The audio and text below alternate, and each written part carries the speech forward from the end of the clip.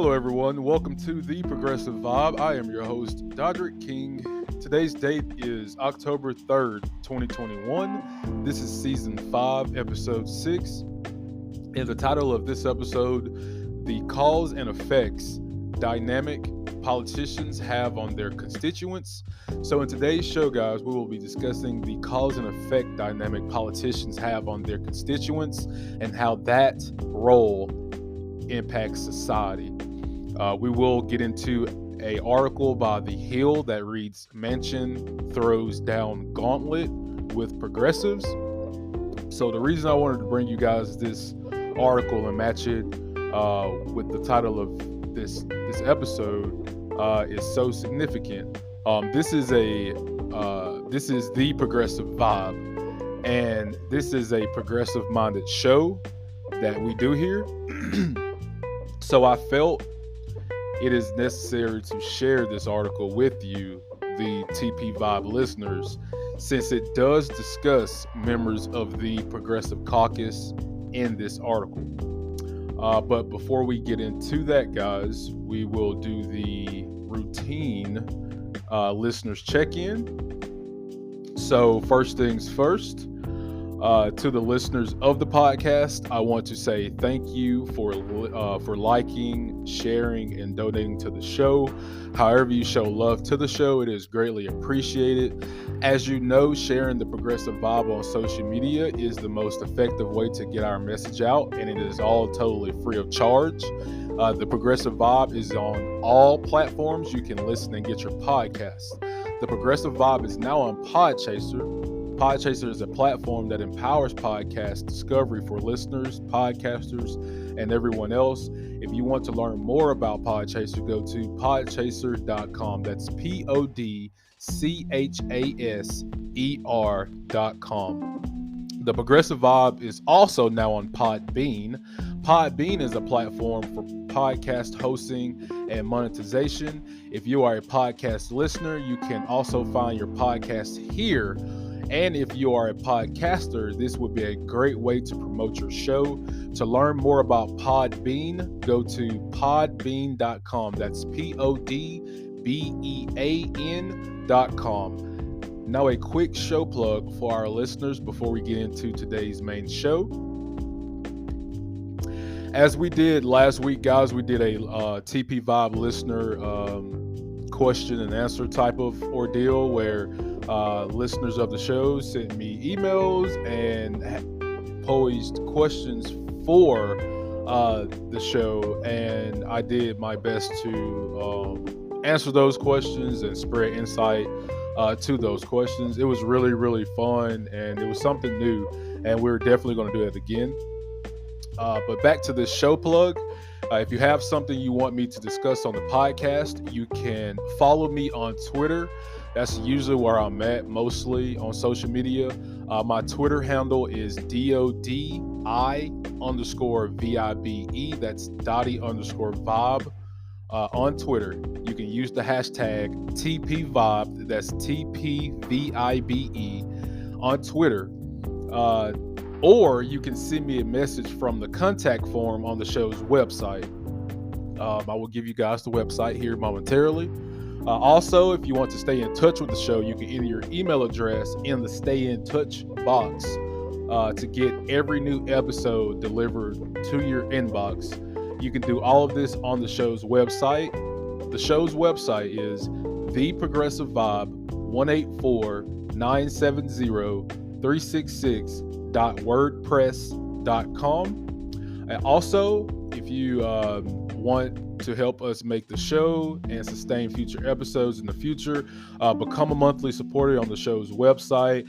We do have listeners of the show that has subscribed to the show, and it is very, very awesome, and it is actually growing, which is even more awesome. If you want to become a monthly supporter, you can go to the show's website that I just gave you, theprogressivevibe1849703666.wordpress.com. Or if you want to just make contributions to the show, one-time contributions or any amount contributions. All is honestly greatly appreciated. You can do this on the show's Cash App.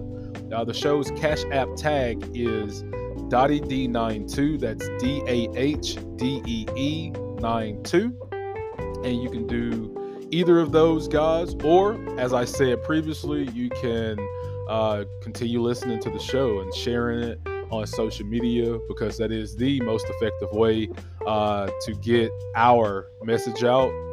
And on that note, let's get into today's main show.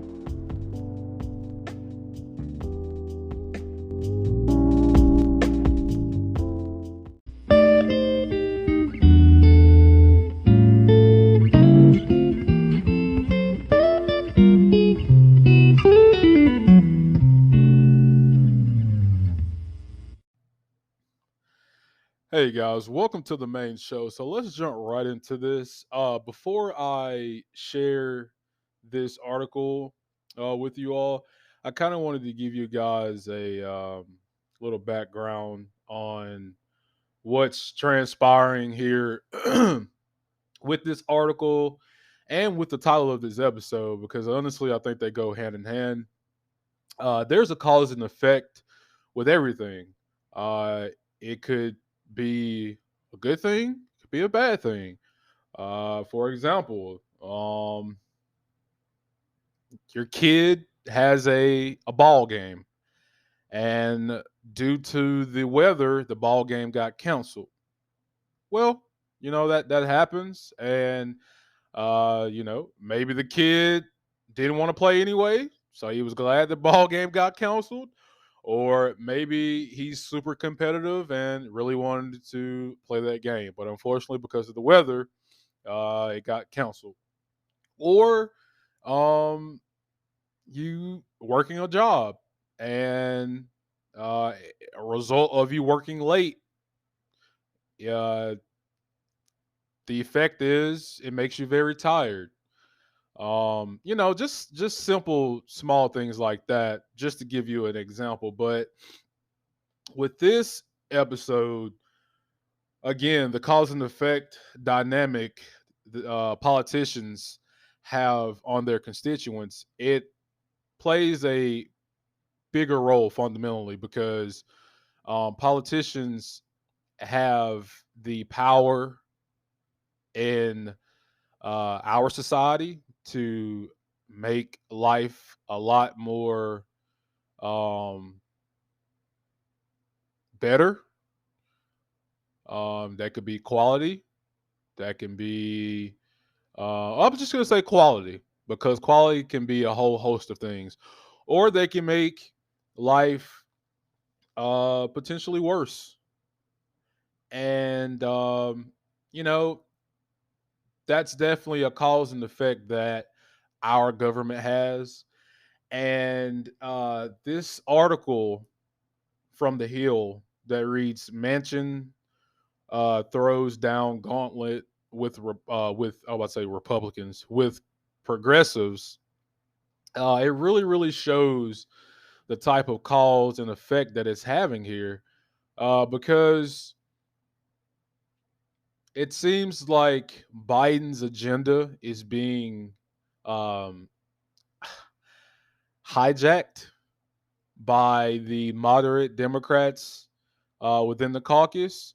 And to remind you guys, Biden had an agenda that he ran on. Okay.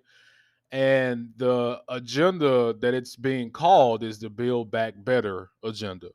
And this agenda that Biden has touted, it involves the things that the progressives are trying to get passed, which is the reconciliation bill. And the moderates are being compromised because there is two bills that needs a vote, and that is the reconciliation bill, and that is the infrastructure bill. The infrastructure bill is about $1.1 trillion, and in my honest view of the infrastructure bill, even though it provides infrastructure, um, it does have a bunch of corporate handouts in it. Um, And the reconciliation bill has more of a broader um, context, meaning that it seems to benefit the people more so than the corporations. And to give an example, before I get into this article, the reconciliation bill, it helps combat or addresses the climate crisis that is not only in the U.S. but it's a worldwide thing. But it has that type of legislation in it. It has that. It also has, older people would be able to uh, get dental work and get eyeglasses, and not be charged for it. And it also has universal pre-K, which I feel like is very, very necessary, especially in this society where um, all we do, as you know, it seems to be is work, work, work. So that's definitely a given, right? If you want people to go back to work so much, the least you can do is provide childcare while the parents at work. And it has a whole host of other things in it, guys, that it addresses. But it just seems like the can is being kicked down the road, which it has, because you have moderate Democrats, specifically two, and one we were going to get into in this article, and they are stalling the bill, and it's keeping the progressives from not only passing the reconciliation bill, but voting on the bill that the moderate Democrats want, and that is the infrastructure bill. So the progressives said, "Hey, look, guys, okay, if you want to play it like that, if we're not going to if we're not going to pass this reconciliation bill for the people that was supposedly already agreed on months ago, then we will not vote on the infrastructure bill." So now there's a stalemate within Congress because you have senators like Joe Manchin from West Virginia who, let's be real, changed the goalpost. Months ago, he agreed to not 3.5 trillion, 4 trillion in reconciliation spending. But all of a sudden now it's dwindled down to 1.5 trillion because there is some conflict of interest there. And I feel that Joe Manchin is lobbying to some of his donors, and some of his donors who fund his campaign does not want him to vote on their reconciliation bill. And that goes to what's inside of the reconciliation bill. So is the other Democrat that's holding up progress, which is Democratic Senator from Arizona, Christian Cinema. She's also being compromised. She's not voting on the reconciliation bill because of things in it. And this is the thing: the reporters have already asked, "What is it that you don't agree on in the bill?" They can't find an answer, but we have an answer. The progressives have an answer. It's because you're being compromised. It's because you are taking corporate PAC money from your donors that don't want you to vote on this legislation because it's going to interrupt their bottom line. Plain and simple. But this article will get into more of that, let me share it with you. I'm not going to read all of it, guys, because it is a quite lengthy article, but I will post this along the episode so you can check it out if you like, because it's very, very telling stuff. So it goes on to read Senator Joe Manchin is in the driver's seat and letting liberal Democrats. Why they just? And my thing is too with the whole liberal thing. You know, I just don't like the word liberal. How about just progressives? But I do digress. Let me continue reading this. It says letting liberal Democrats in the House and Senate know that he plans to set the terms for the budget reconciliation bill that they hope to use to enact President Biden's Build Back Better agenda, which we've discussed.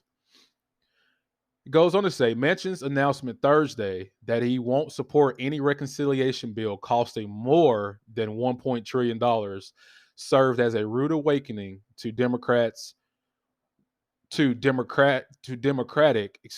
progressives who thought he would support a number much closer to the $3.5 trillion goal set by the Senate and House passed budgets.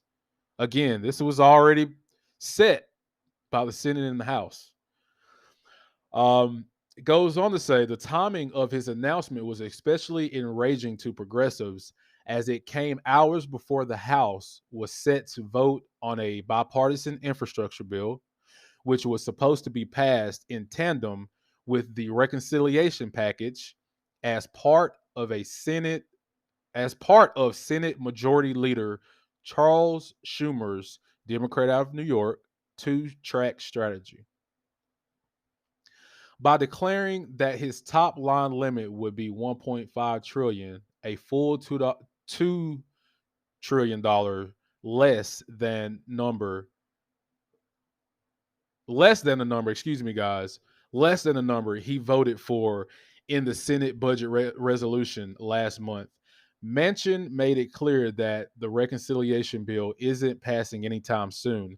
Manchin further angered his more liberal colleagues by issuing a statement Wednesday dismissing their big spending plans at a time when Social Security and Medicare face funding shortfalls as the quote, the definition of fiscal insanity, end quote. The reaction from House liberals was angry and immediate. Representative Pramila Jayapal, Democrat out of Washington, the chairwoman of the Congressional Progressive Caucus, accused Manchin, along with centrist Senator Kristen Sinema, Democrat out of Arizona, whom she pointed out represent only 4% of the Senate Democratic Conference, of blocking the president's agenda, the Democratic agenda that we ran on. Jayapal pledged that she and fellow House progressive would not vote on the $1.1 trillion bipartisan infrastructure bill, which Manchin and Sinema took lead roles in crafting until the Senate passed a reconciliation bill that satisfies her wing of the party. I'm going to scroll on down a little bit, guys. Representative AOC, Democrat out of New York, another leading House progressive, hit Manchin for being happy to support defense spending increase, but not social spending boosts. I wonder why. AOC said, quote, ever notice how deficit hawks vote for record high defense spending, yet claim bills that help people and challenge lobbyists are too much? AOC tweeted in a post that uh, featured a picture of Manchin.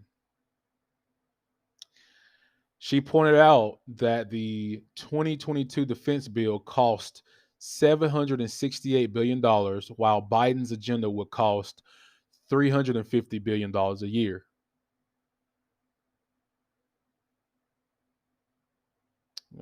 Scroll on down a little bit. Representative Ilhan Omar, Democrat out of Minnesota, hit Manchin for dismissing her spending priorities as fiscal insanity. Omar said, quote, inaction is insanity. Not willing to negotiate in good faith is insanity. Not fighting to have the critical investments that are needed is insanity. Trying to kill your party's agenda is insanity. She goes on to say, not trying to make not trying to make sure the president we all work so hard to elect's agenda pass is insanity. Losing us the majority in the House and the Senate is insanity. And I'm gonna read a couple more of this, guys. Senate Budget Committee Chairman Bernie Sanders, independent out of Vermont, on Thursday night renewed his call for House liberals to defeat the bipartisan infrastructure bill and criticized the frantic late night scramble by House Democratic leaders to round up enough votes to pass it. Sanders said, quote, it is absurd. It is an absurd way to do business to be negotiating a multi-trillion dollar bill a few minutes before a major vote with virtually nobody knowing what's going on. That's unacceptable. I think that I think what has got to happen is tonight the bipartisan infrastructure bill must be defeated, and we can then sit down, work out a way to pass both pieces of legislation.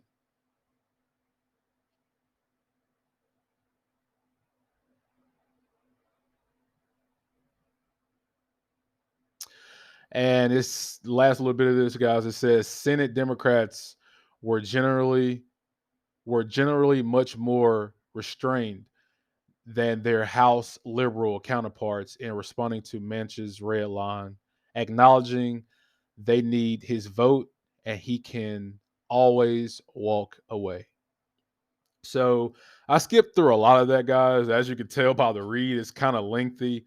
But when we come back, I will discuss this article and how it um, coincides with the title of this episode. Because honestly, it's just really, really disappointing things that's in this article, and I understand 100% why it frustrates and gets the progressive caucus angry, and in some retrospect, gets Biden uh, upset as well, because you have two moderate Democrats who are being compromised by their donors, holding up Biden's entire um, Build Back Better agenda that he set out on.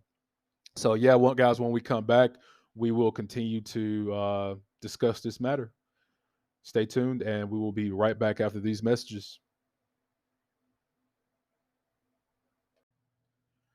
Hey, guys, welcome back from the break. So, I wanted to further discuss um, the cause and effect that politicians like Joe Manchin and Kristen Sinema does to their constituency. Um, the data shows that the majority of West Virginia constituents that live in that state want the reconciliation bill. The majority of Arizona constituents that live in the state of Arizona want the reconciliation bill.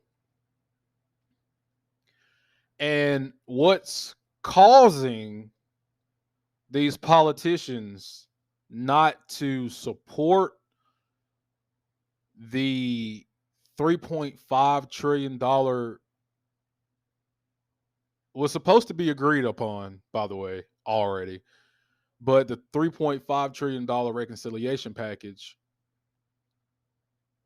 is because there is conflicts of interest that lie within the reconciliation bill to the politicians. And what I mean by that is Joe Manchin wants to pass the reconciliation bill, but he doesn't want to pass the 3.5 $1.5 trillion reconciliation bill. He wants to pass a much lower bill, like $1.5 trillion. And as I said in the previous segment, they have him documented supporting a higher reconciliation bill, more than 3.5 trillion. It was actually I think it was 4.4. It was 4 trillion. It was 4 trillion. And now it's dwindled down over the months. So now not only did we not pass the bill, but it's also the spending of it is also going down also. And I think, me personally, there is some conflicts of interest. Now, it shows that the reconciliation bill will be have provisions within inside the bill that um, combats or addresses climate change or the climate crisis at this point. Um, and it seems like Joe Manchin, or at least his donors, uh, doesn't like that. Now, it shows, as documentation says, as it shows, that Joe Manchin takes money from dirty coal. Now, dirty coal and big pharma are two type of establishments that go hand in hand, because on one end you have the reconciliation bill targeting climate change, you know, trying to make a more cleaner planet than the other way around. Now, coal doesn't do that. And if Joe Manchin votes on big spending on the reconciliation bill, then it's going to address that factor that his donors does not want him to address, let alone Joe Manchin, it seems like, because they're paying him not to vote on these things. Now, on Christian Cinema, Democrat senator out of Arizona, she is also opposed to the $3.5 trillion reconciliation bill layout and proposes a uh, lesser amount. Now, the reconciliation bill addresses um, big pharma. It addresses the problem that Medicare has with big pharma. And that is, if the bill passes, then Medicare will be able to negotiate drug prices with big pharma. As it currently stands now, that can't happen. That doesn't happen. That's why drug prices in America is not only high, but one of the highest in the whole entire world. Um, and we can point out insulin. We can point out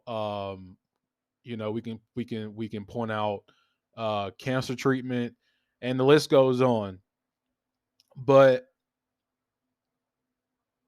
as documentation shows, Christian Cinema takes money from big pharma. She lobbies for big pharma. So if the reconciliation bill addresses that, of course she's not going to vote on it, because that affects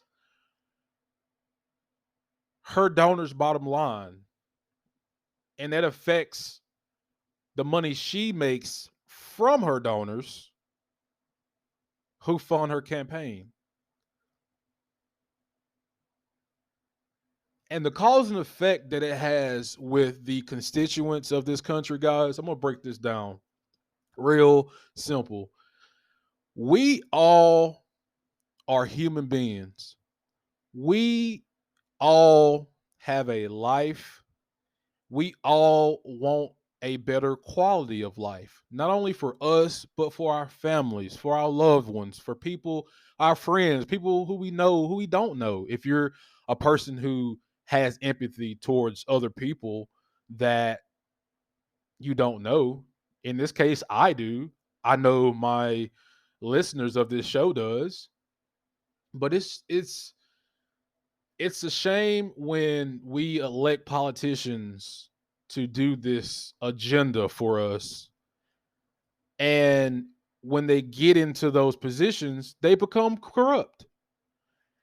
And at this point in time, guys, I think when we are dissecting or weeding out, if you will, um people who we want to vote for, and that's locally, that's state, that's abroad. We have to start looking at corporate PAC money. We just do. And the people who are speaking against this, like AOC, uh Ilhan Omar, like Bernie Sanders, like Ayanna Presley, like Katie Porter, like Jamelia Jayapal, you know, they Rashida Tlaib, excuse me, her too. I mean, the Progressive Caucus has took a pact not to take progressive corporate PAC money. They've taken an oath, if you will, and they do not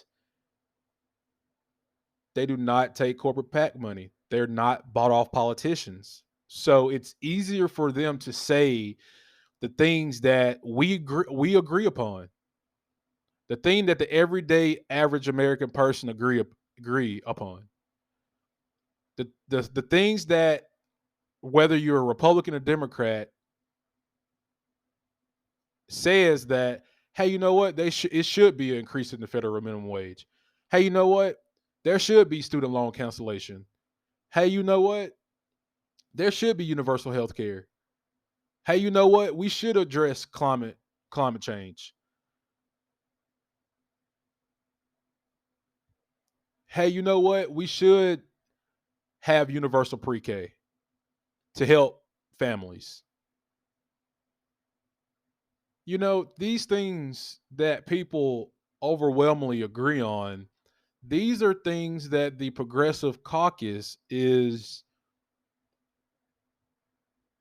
promoting. They're speaking the people's language. And to a certain extent, that is what Biden's agenda is. It doesn't go farther enough, in my opinion, but I'm sure it doesn't go further enough in the progressives that are in the Progressive Caucus eyes either.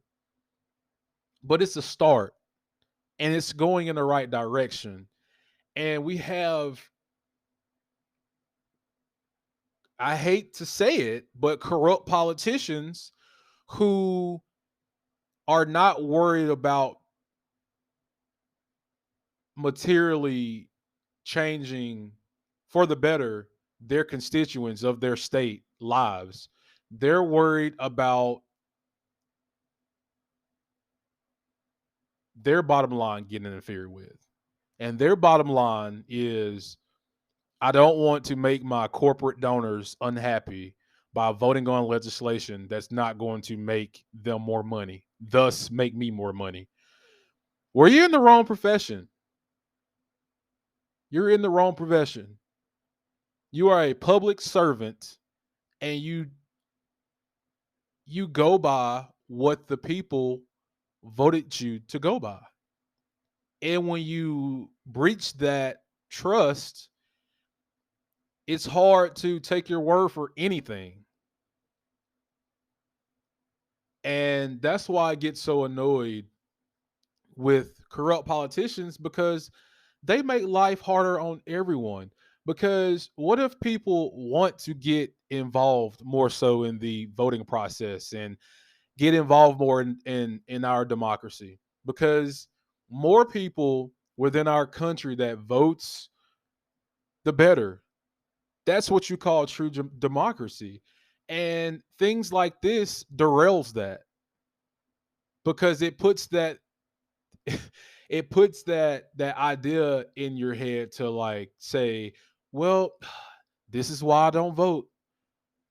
This is why I just stay out of it, because they say one thing on the campaign trail and then they do another. But at this point in time, progressives in a long, long, long time actually have power to block legislation, or bills rather, and they could have did that a long time ago.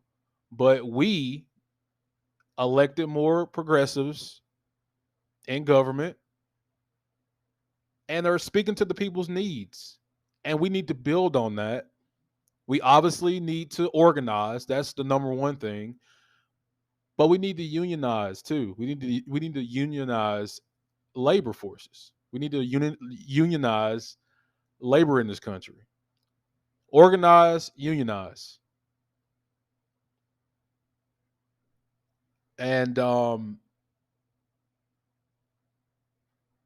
cause and effect right now, it's um, not too beneficial to the American people, because it's not enough, and it's being derailed, as I said, by people within the own party.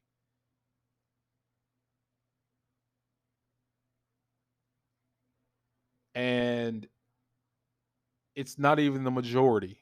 That's the killing thing. It's not even majority who is derailing this, and it's hurting Biden's agenda. And it's going to be a point of time to where like it's either going to be make or break time. And the fiscal year, yes, is almost over, and they got till December to make a move, but it's just like it took all of this time. It took all of this time. And I know that bills, when you're writing out legislation, is not just a 1 or 2 day thing, but it definitely shouldn't have been a 4, 5, 6 month thing.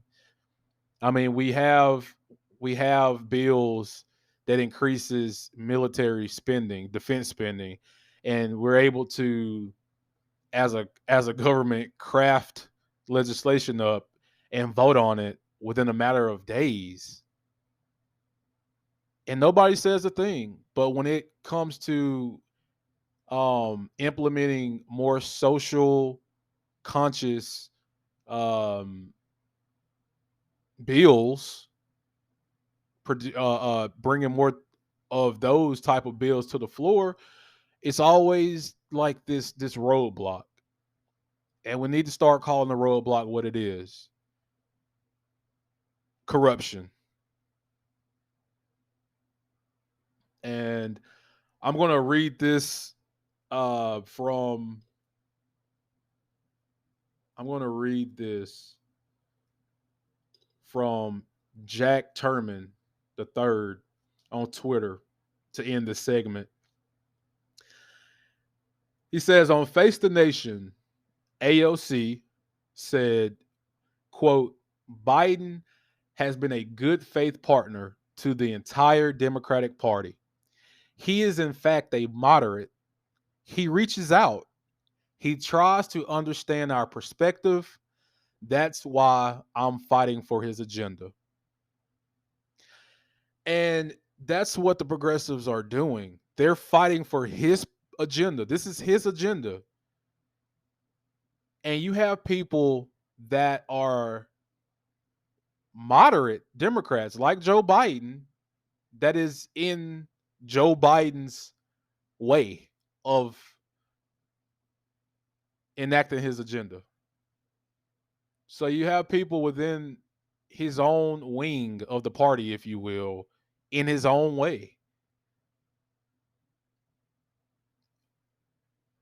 But I don't know if he's scared to, because what he needs to do is he needs to go ahead and apply that pressure and have them fall in line to vote on this and do what needs to be and do what needs to be done. Forget all of this bipartisan talk. Forget all of this. Well, I'm nervous that the moderates are going to think, since I'm agreeing with the progressives, that I'm more progressive. Who cares about the Who cares about the labeling? It's an agenda that you're trying to portray. Then do the agenda. You have the people on your side. You have the data on your side. So you need to do them and progress forward. And it just frustrates me that we have two corrupt politicians, it seems like, holding the whole country up, holding the entire country up. And it's sad. And this is what makes democracy not work. Because when you have two parties that people within those that support those parties agreeing with each other, maybe not the people inside Congress, but at least their constituents are agreeing with each other that, yeah, we should enact these things because they are important. But I'm gonna leave it there, guys. I'm gonna post this article to see what you guys think. I feel like I've ranted. I feel like I've rant more than enough on this. When we come back, we will have the social media break. Stay tuned. You don't want to miss that. We will be right back.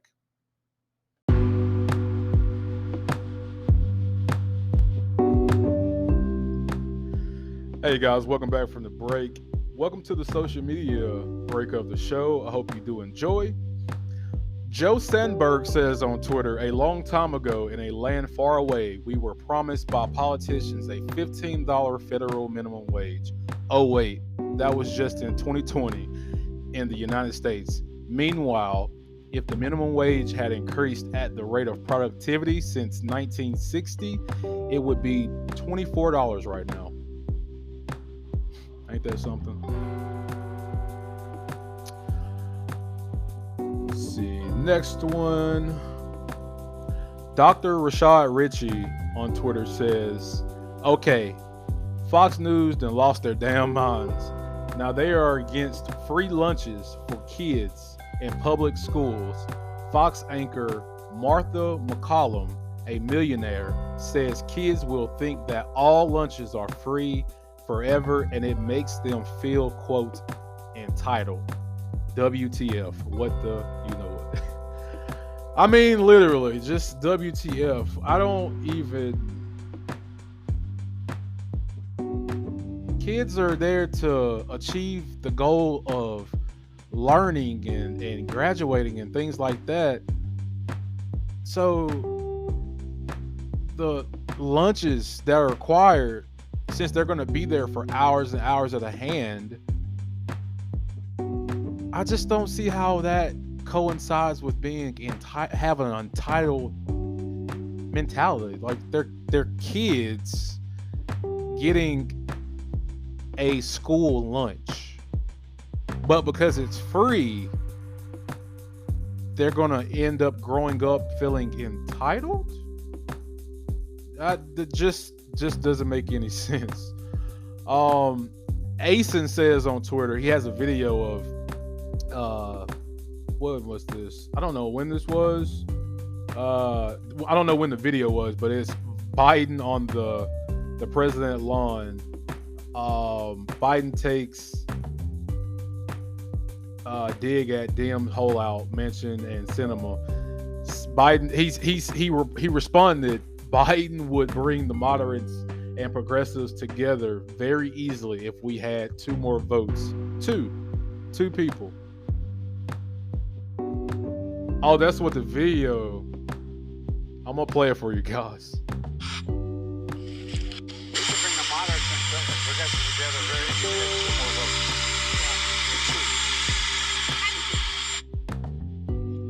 Yeah, that was Joe Biden. That came from the president of the United States' mouth, which I agree with. I mean, hey, we're with you. We're with you. Let's see. Richard Ojeda II on Twitter said, "Hey, Joe Manchin from West Virginia. This is an actual road in southern West Virginia that goes to where people live. This is why we are 50th out of 50 in infrastructure. Maybe if you took the time to visit these areas, you would know this. Pass the bill, Joe. West Virginia needs it more than any other. Do your job." Couldn't agree more. And if you follow me on Twitter at Dottie_Vibe, DODI_VIBE, I like that post so you could actually see the gravel road that Richard Ojeda is talking about in his post. Pretty sad stuff, honestly. Last one, guys. Bernie Sanders. Now is the time, finally, for Congress to have the guts to stand up for the working families and finally have the courage to take on the big money interests and wealthy campaign contributions who have so much power over the economic and political life of our country. Couldn't have said it any better. And I did want to share this before we end the social media break. I posted this on Twitter. I said, cheers, #TP Vibe listeners. We've hit the 800 mark. All the credit and love go to the listeners that help make this goal mark possible. Let's continue to progress together.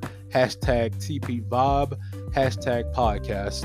And again, guys, I just can't thank you, the TP Vibe listeners, enough for making this goal possible. We had I think we had a 500 mark a few months ago or a couple of months ago, and now we've hit the 800 mark. So the next goal set is 1,000, and it looks like we are full steam ahead on that. And all credit goes to you, the listeners, because again, without you, there will be no progressive vibe. So as I said in the tweet, let's continue to progress together. After we come back from the break, guys, we will close out the show. Stay tuned, and we will be right back.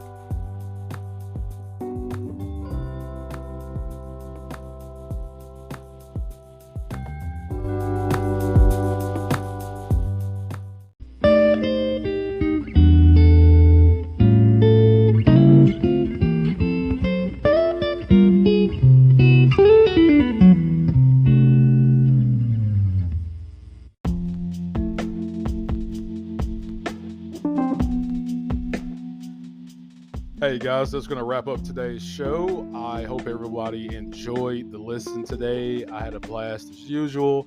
I hope I was able to provide some type of clarity and insight on the ordeal that's going on in Washington right now. It's pretty shameful, to be honest, because this is bare minimum stuff that the American people are asking for, and the government is not delivering to them or for them. And it's always the question after they lose the election, whether it's the Republicans or the Democrats, it's always pointing the blame at someone, and it should be the party that holds the power. And in this case, it's the Democratic Party right now. But as we go forward, we will continue to talk about this and hopefully come to a term to where it benefits the people more so than the politicians' donors. But anyway, guys, we will have a new episode for you next week. Always had a blast. Shout out to the listeners of the show. You make the show. Until then, guys, everybody stay safe, stay positive, stay progressive, and we will catch you in the next one. Peace out.